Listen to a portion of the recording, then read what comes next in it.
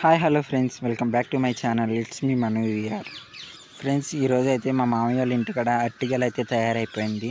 ఆ అరటిగెలని కోయడానికైతే నేను వెళ్ళాను. ఆ అరటిగెల అయితే బాగా తయారైపోయి కాయలు కూడా రంగు వచ్చినాయి. ఈ విధంగా చెట్టున ముగ్గిన కాయలు చాలా టేస్ట్గా ఉంటాయి. అలాగే అరటిగెలను కానీ అరటి చెట్లని కానీ నరికేటప్పుడు చాలా జాగ్రత్తగా ఉండాలి. మన బట్టలు అనేవి తొందరగా మరకలు పడిపోతాయి. ఈ అరటిగెలని నరికేటప్పుడు సాధ్యమైనంత వరకు పాత బట్టలు వేసుకుంటే మంచిది.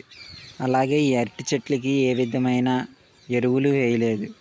ఎటువంటి ఎరువులు వేయకుండానే ఇంత పెద్ద అరటిగెల వచ్చింది. అరటిగెల కూడా అరటికాయలు బాగా తయారయ్యాయి. ఈ అరటి చెట్టు అనేది సరిహద్దులో పెట్టడం వల్ల ఈ అరటిగెల అనేది వేరే వైపుకి వెళ్ళిపోయింది. అలాగే ఆ వేరే వైపు పడకుండా దానికి ఒక నవారు కట్టి ఆ నవారు సాయంతో మా వైపు పడేలాగా లాగాము. ఫైనల్గా అరటిగెలను అయితే నరికేసాం. చూడండి ఫ్రెండ్స్, ఎంత పెద్ద అరటిగెలో. ఈ రోజుల్లో ఏ ఎరువులు వేయకుండా ఇంత మంచి అరటికాయలు దొరకాలంటే చాలా కష్టం కదా. ఇంతే ఫ్రెండ్స్, నా వీడియోస్ కనుక మీకు నచ్చినట్టయితే లైక్ చేయండి, షేర్ చేయండి.